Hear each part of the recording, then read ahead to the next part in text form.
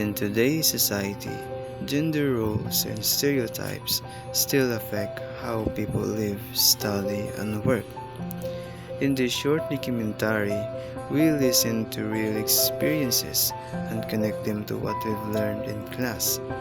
Our goal is to promote equality, inclusivity, and respect for all.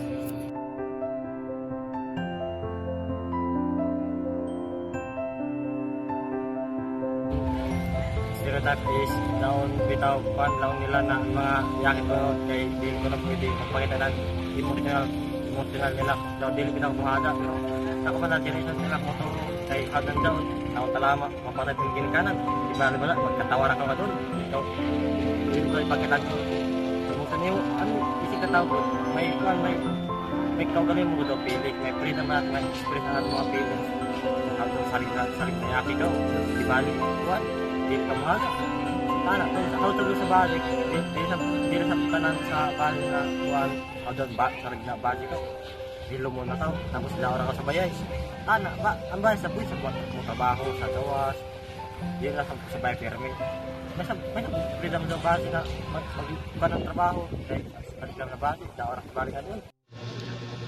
Stereotypes limit people. We should focus on skills and character, not just gender. Everyone deserves equal respect.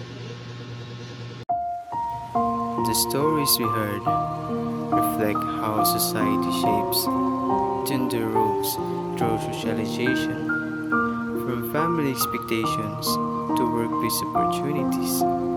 Stereotypes influence our choices. According to gender and development theories, equality means breaking down these barriers and ensuring that everyone has the same rights, regardless of sex or gender identity.